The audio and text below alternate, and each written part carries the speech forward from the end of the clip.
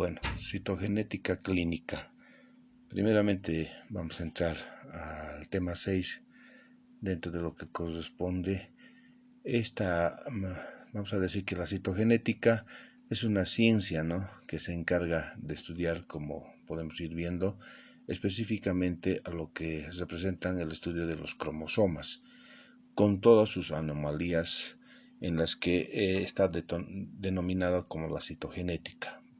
Vamos a decir expresamente con respecto a lo que los cromosomas, ustedes saben que está conformado por lo que es la cadena de DNA o el ácido desoxirribonucleico, en el que, como bien sabemos, ahí se encuentra toda la información genética que tiene cada célula de nuestro cuerpo. Específicamente, cuando nosotros hablamos del estudio de los cromosomas, vamos a ir viendo en toda su magnitud y características de las que vamos a ir mencionando. Es decir, las anomalías cromosómicas, si bien se los puede ir viendo paso a paso en los diferentes estados o cambios que va teniendo donde un proceso de división celular se va manifestando. La importancia de saber y estudiar a los cromosomas es preponderante ver, porque se ha establecido de que podemos ver prácticamente, vamos a decir, un aborto espontáneo, se ve en una mujer, o según las estadísticas, vamos a ir viendo que se da por cada 150 embarazos o 150 nacimientos, pues vamos a ver que se va a producir una pérdida fetal o un aborto, uno cada 150. Esto es prácticamente una representación que pone en preocupación a la ciencia. Y vamos a ir diciendo que dentro de los abortos o las morbimortalidades en el embarazo de una mujer, fíjense, básicamente las anomalías cromosómicas representan el 50% de todo lo que son los abortos espontáneos en el primer trimestre. Es decir, fíjense, en el primer trimestre del embarazo, vale decir hasta las 12-13 semanas que tiene un periodo gestacional normal de cualquier mujer, se da por alguna anomalía cromosómica. El 20%, como podemos ver, se ve en el segundo trimestre. Entre el primer y segundo trimestre sumados representa el 70% de todo lo que representa todas las anomalías cromosómicas en un aborto espontáneo. ¿Qué significa? Que muchas veces, poniendo un ejemplo, una mujer en el que se encuentra embarazada, en el que está al margen de hacer un esfuerzo físico, un trauma, etc., cualquier factor externo, fuera de eso, un aborto espontáneo, la naturaleza se encarga muy bien de poder ver de que ese embarazo no es viable. Entre el primer y segundo trimestre vamos a decir que tenemos un 70% por causas de anomalías cromosómicas. Los avances de la genética nos ha permitido pues así poder identificar básicamente dentro de lo que son las anomalías cromosómicas.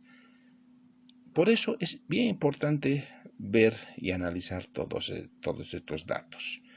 Dentro, un poco saliéndonos como un ejemplo, ustedes saben que dentro de los protocolos de manejo y control integral a una mujer embarazada, se toma en cuenta pedir ecografías cromosómicas, ¿sí? Una ecografía cromosómica a la cual nosotros, bajo ciertas características en las que se van identificando en un periodo fetal de crecimiento, nos va a ir dando ciertos rasgos que nos permite poder identificar qué tipo de anomalías cromosómicas pudiera tener ese producto en el que se está formando en el útero de una mujer. Entonces, la ciencia nos ha permitido identificar de que el 70% se da de los abortos espontáneos se dan por anomalías cromosómicas. Bien, dentro de la tecnología de la citogenética y la nomenclatura, fíjense, allá por los años 1950 ya se desarrollaron varios métodos en las que nos ha permitido visualizar a los cromosomas.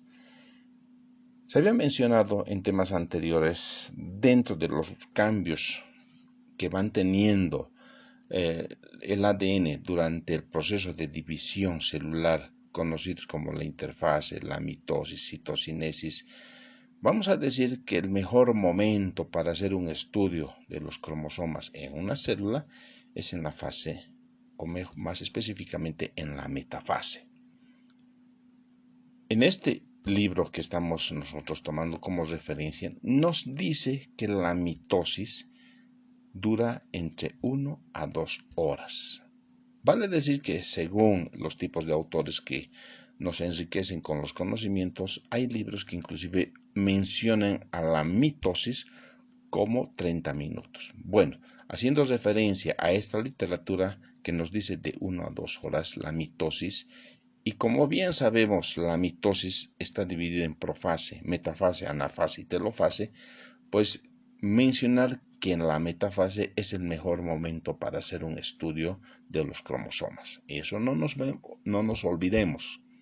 Ahora, haciendo una referencia para poder ver a los cromosomas en un estado libre en el citoplasma, se han desarrollado diferentes técnicas, como en este caso nos hace referencia, depositar soluciones hipotónicas a nivel del citoplasma.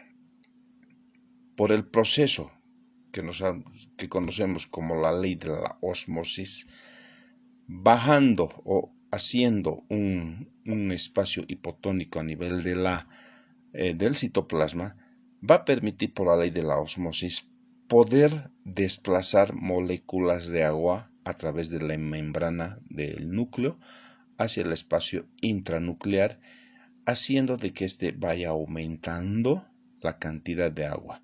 Y esto va a producir un edema, un hinchazón a nivel del núcleo y posteriormente la ruptura de los núcleos, y de esta manera poder liberarse todos los cromosomas de manera individual en todo el espacio citoplasmático y así facilitar el estudio de cada uno de los cromosomas. ¿Sí? Entonces, a esto se añade el empleo de muchas tinciones que nos va a permitir que los cromosomas sean identificados y estudiados a la vez. Habíamos dicho que los cromosomas no es más que un estado de condensación de la cadena de DNA. Y también recordarles que los cromosomas en un estado condensado de DNA es un estado inactivo.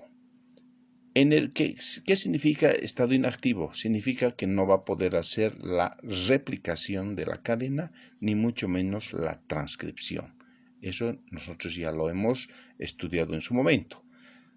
Entonces, la aplicación de diferentes colorantes que vamos a ir mencionando más adelante nos permite poder observar diferentes tipos de bandeos, ya sean bandeos de características oscuras y bandeos de características claras en cada uno de los cromosomas, y así poderlos identificar y estudiar de manera individual. En nuestras clases prácticas hemos estado haciendo una identificación según la forma, según el tamaño y según el tipo de bandeos en el que tiene cada cromosoma. Y vale decir, la identificación que podamos hacer de cualquier cromosoma, de cualquier individuo, no va a variar, hablando dentro de los planos de la normalidad, no va a variar en el sistema de bandeo de la misma manera. ¿Por qué? Porque el hombre prácticamente conoce ya el genoma humano. Y esto hace que en la secuencia de la cadena de nucleótidos que hace el DNA, nos permite establecer que un estado de condensación normal, pues también a la aplicación de cada uno de estos colorantes en base a su carga eléctrica y la utilización de estos colorantes, nos establece que el sistema de bandeo puede ser normal con cualquier cromosoma, haciendo una comparación con cualquier individuo normal.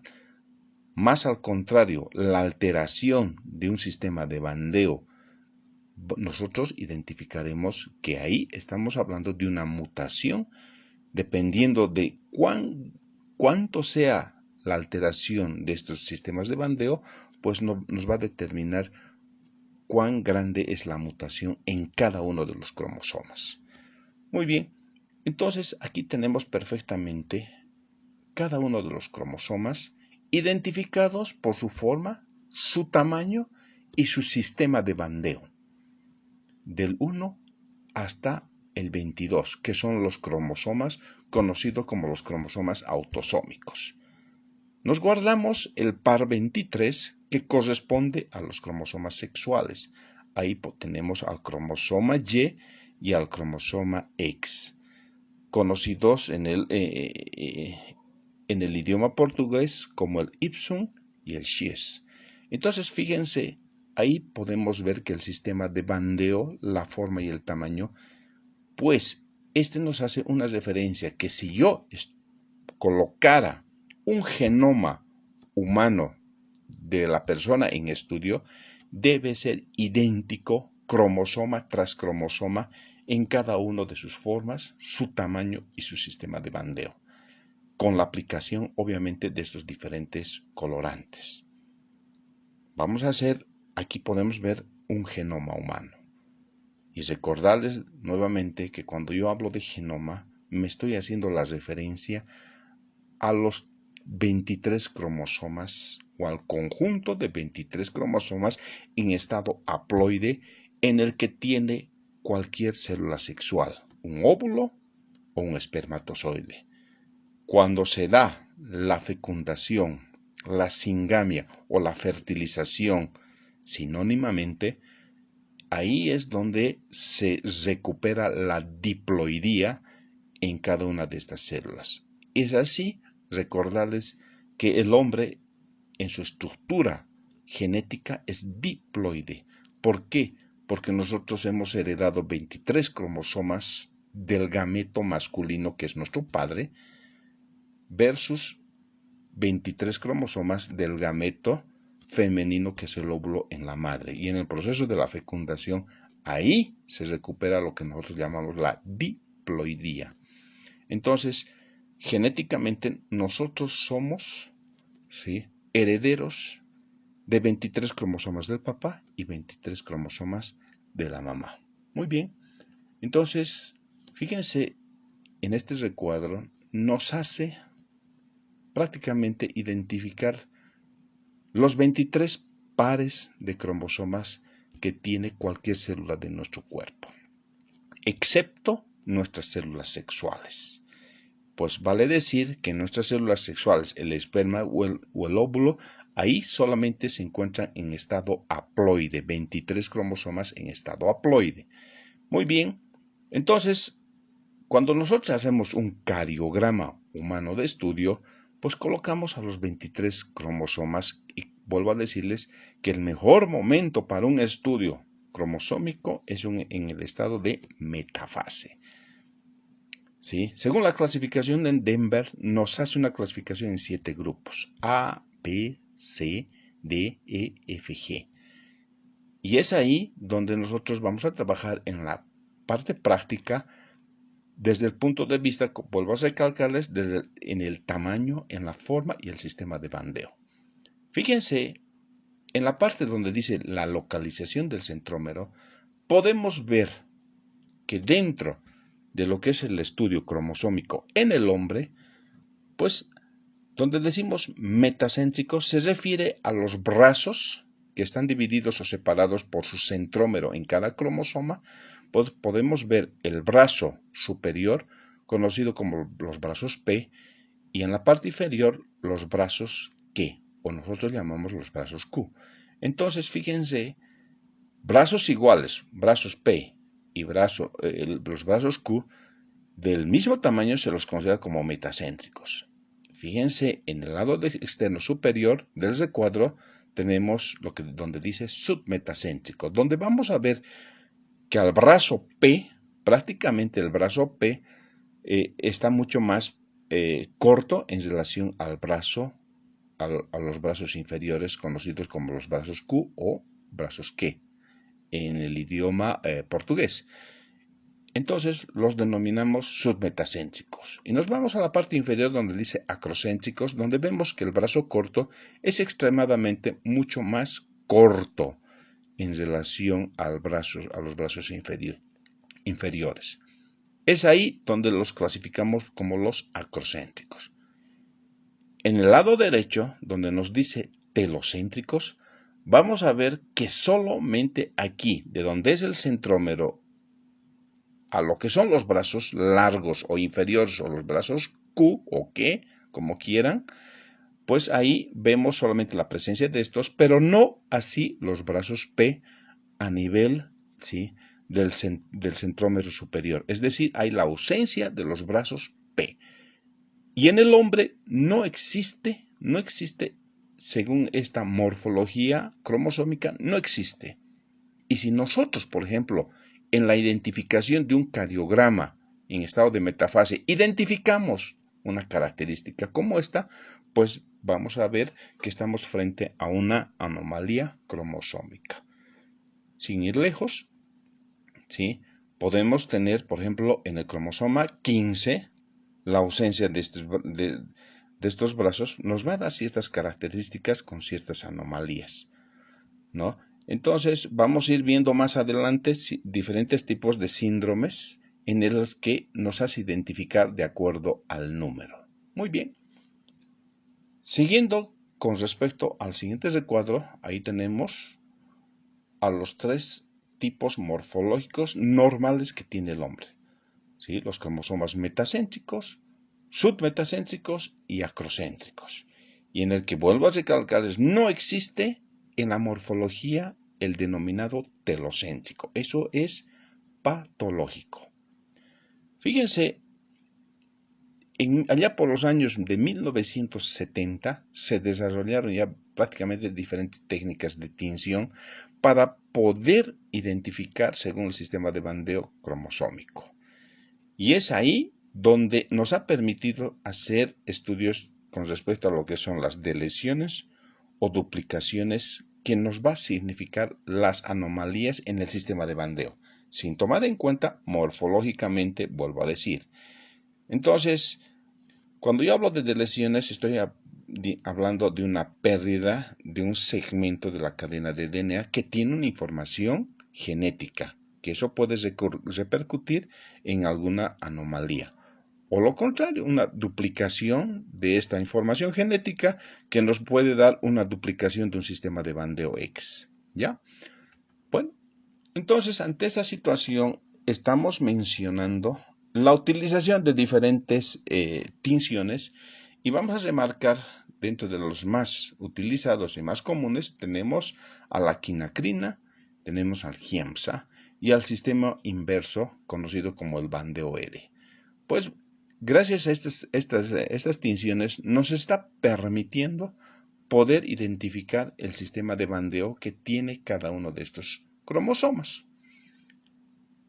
Les había dicho que si hacemos recordar un poco con respecto a la afinidad que se tiene de ciertos colorantes, haciendo un ejemplo, habíamos manifestado, por ejemplo, el azul de metileno, que tiene una carga eléctrica positiva y tiene además una afinidad por el pH ácido.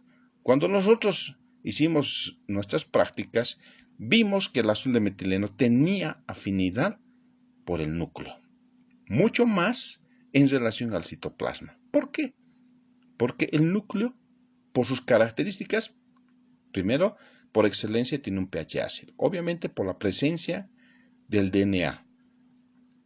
El DNA, pues, como dice su nombre, ácido desoxirribonucleico. Entonces, esa afinidad química hace que el azul de metileno tenga esa afinidad. Pero no solamente eso, sino que el núcleo, de la misma manera, por excelencia, su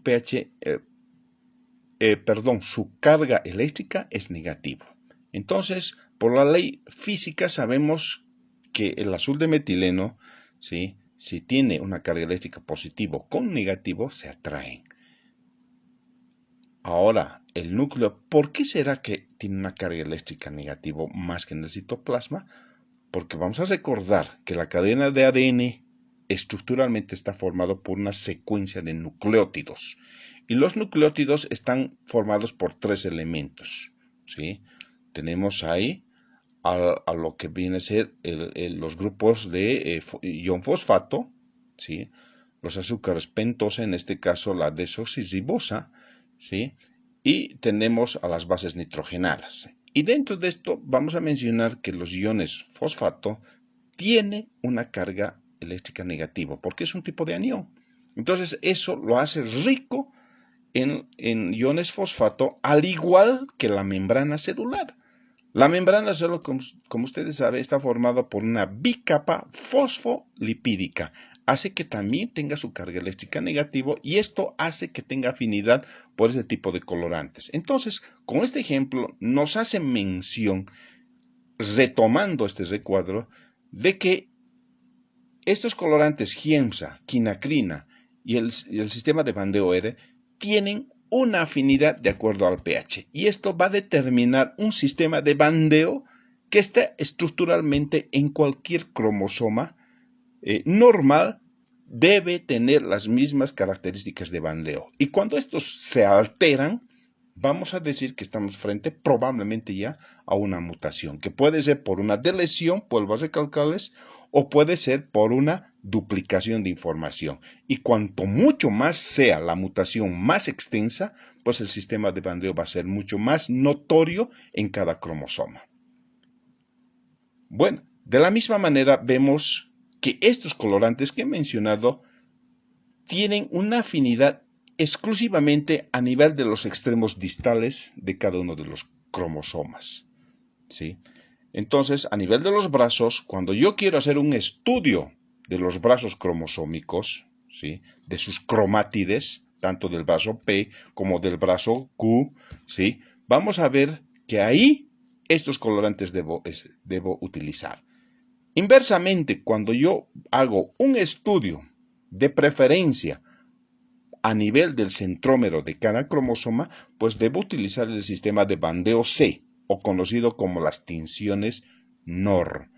Entonces, estas tinciones NOR son bien utilizadas también para estructurar el sistema de bandeo a nivel del centrómero.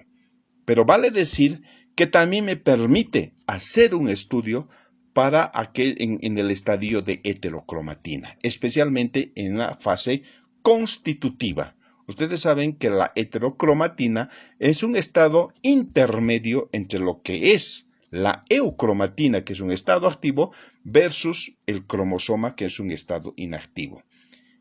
Y la heterocromatina, que es un estado de semicondensación del DNA, pues a la vez se subdivide en facultativo y constitutivo. Entonces, estas tinciones NOR me permite y establecer de que es específico también para un estudio de un momento en que el DNA se encuentra en heterocromatina constitutiva. Muy bien. Entonces, ahí vemos claramente que las diferentes tinciones nos va a permitir hacer un estudio cromosómico en su morfología, en su tamaño y en su sistema de bandeo. Y vuelvo a recalcar que el mejor momento es en un estado en el que dijimos la metafase. Y nos permite hacer las diferentes detecciones de diferentes anomalías, ¿sí?, en cada uno de los cromosomas. Muy bien. Aquí rápidamente vamos a hacer, digamos, como alternativas en laboratorio de genética, poder utilizar lo que nosotros llamamos el FIS, o también conocido como la hibridación fluorescente in situ. Y aquí, como ustedes saben, la cadena de DNA, que es un estado, ¿sí?, bicatenario, lo que se debe hacer es desnaturalizar esta cadena o esta bicadena y volverla a un estado monocatenario. Entonces, teniendo en un estado prácticamente de monocatenario, ponemos el ejemplo para la utilización de esta técnica. Podemos poner un DNA de un DNA de estudio versus a una sonda en el que está establecido la misma secuencia o la misma estimación de longitud de ese DNA de estudio, y se hace una estimación comparativa entre lo que es el DNA de estudio versus la sonda donde está la secuencia normal que debería tener cualquier individuo. Y aquí vamos a ver que se va a producir una hibridación fluorescente. ¿Qué significa? Podemos poner el DNA de estudio con una coloración roja versus la sonda que es de un DNA normal de color verde y en el que cuando establecemos la unión de estas dos cadenas se va a producir la hibridación que corresponde, de acuerdo a la afinidad que tiene cada una de estas bases nitrogenadas. Ustedes saben que la adenina tiene afinidad, ¿sí?, por la timina y la citosina por la guanina. Y es así como se va a producir el emparejamiento secuencial. Pero cuando vemos la ausencia de una hibridación de acuerdo a esta afinidad, podemos estar frente, por ejemplo, a una deleción. O lo contrario, vamos a ver una doble hibridación y podemos estimar que estamos frente a una duplicación. Y es ahí donde nos ha permitido poder identificar a través de esa técnica las diferentes alteraciones o mutaciones en lo que representa la cadena. Entonces, esa es una técnica bastante interesante en la que nos permite identificar las diferentes mutaciones del DNA. Así como vemos esta técnica, podemos otra que aquí dice la hibridación genómica comparada. Y fíjense, de la misma manera, podemos hacer un estudio cromosoma tras cromosoma, donde ponemos el DNA numeral de control versus a una sonda del mismo DNA o del mismo cromosoma, comparativamente buscar la hibridación. Y podemos hacer en cada uno de los cromosomas del 1 hasta el 23, haciendo comparativamente la hibridación genómica. Y para verlo mejor, utilizamos diferentes colorantes y nos va a permitir ver digamos, comparativamente si estamos frente a alguna de estas alteraciones. Entonces, son técnicas en las que nos permite identificar comparativamente para ver si hay o no hay anomalías en la cadena del DNA. Bien. En el siguiente recuadro encontramos, ahí dice, anomalías del número de cromosomas. Concepto, poliploidía. Bien, ¿qué es poliploidía?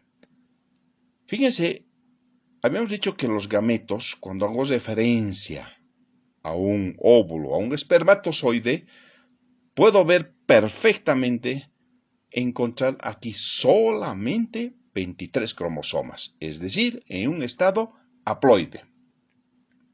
A diferencia de nuestras células somáticas, en las que decimos y encontramos en un estado diploide, 23 cromosomas del papá, 23 cromosomas de la mamá.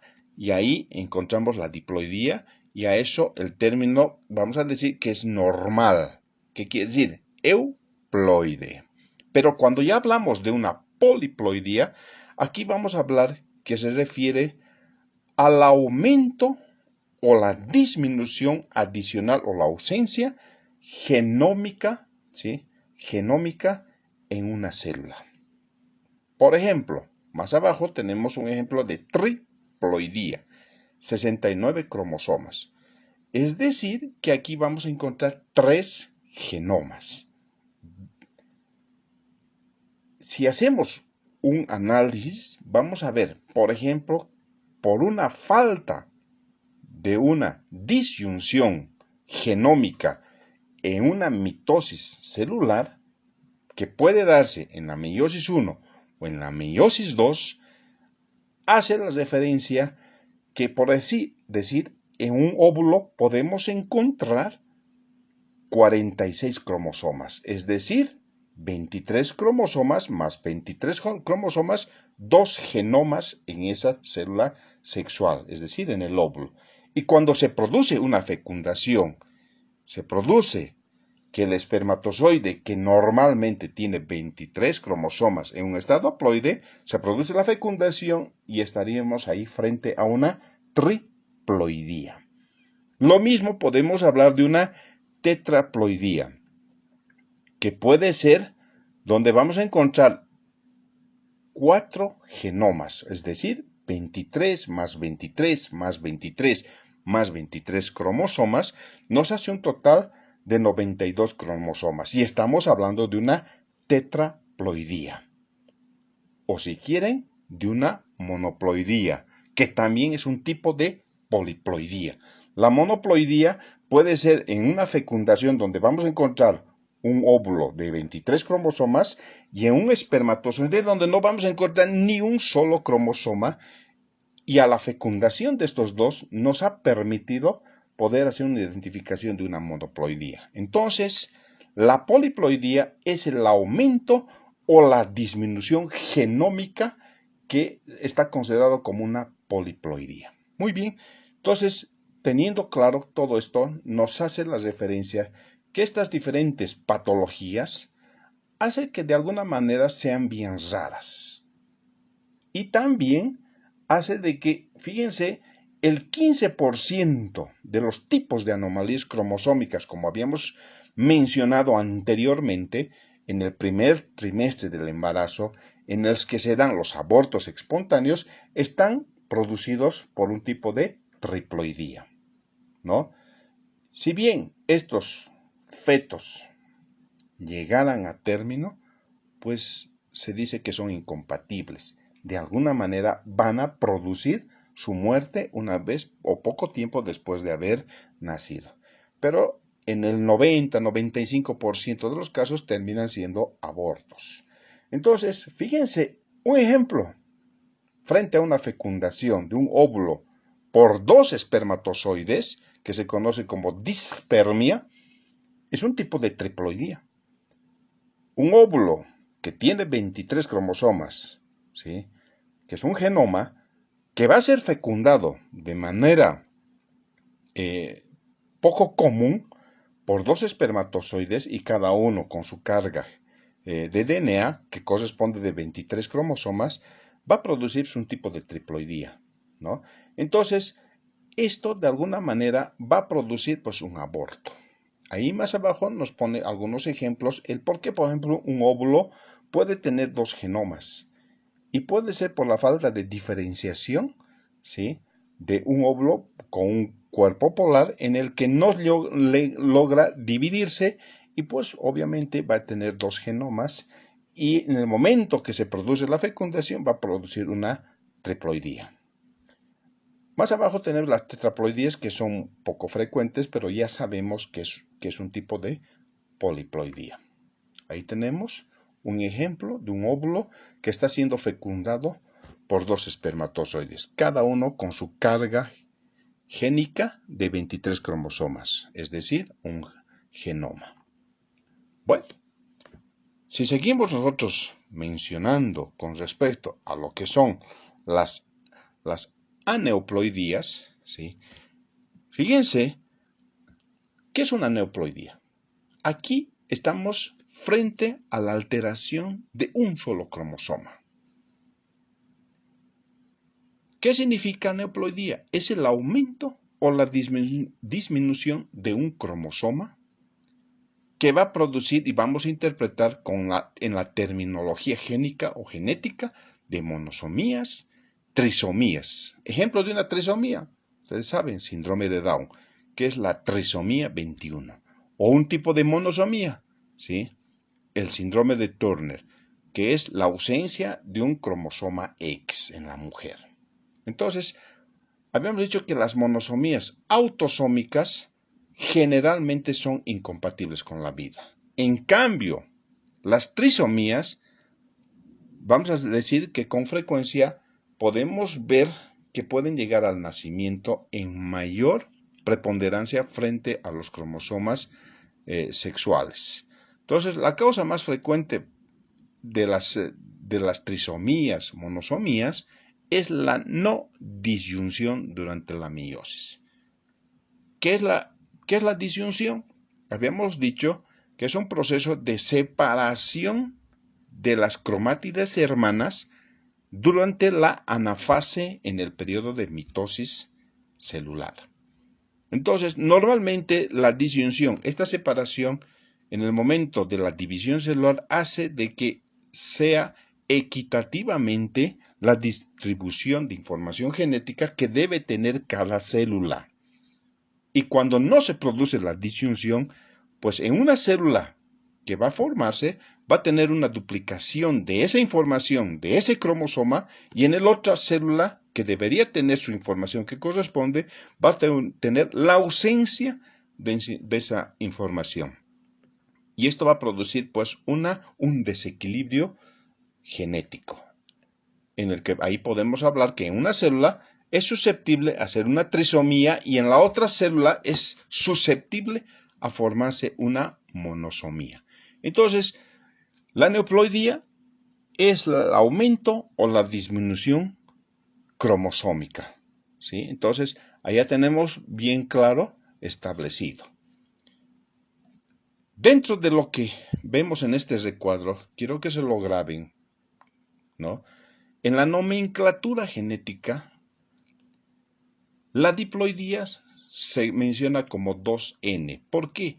Porque cuando nosotros agarramos una célula somática, cual sea su condición, de cualquier tejido, vamos a encontrar 23 pares de cromosomas. Siempre es de esta manera. Y no así en las células sexuales, les había dicho. Entonces, cuando nosotros hablamos de una nulisomía, en la nomenclatura genética, en el recuadro, donde dice representación, en el lado derecho, dice 2N-2, referidos, por ejemplo, al cromosoma 22, ¿no?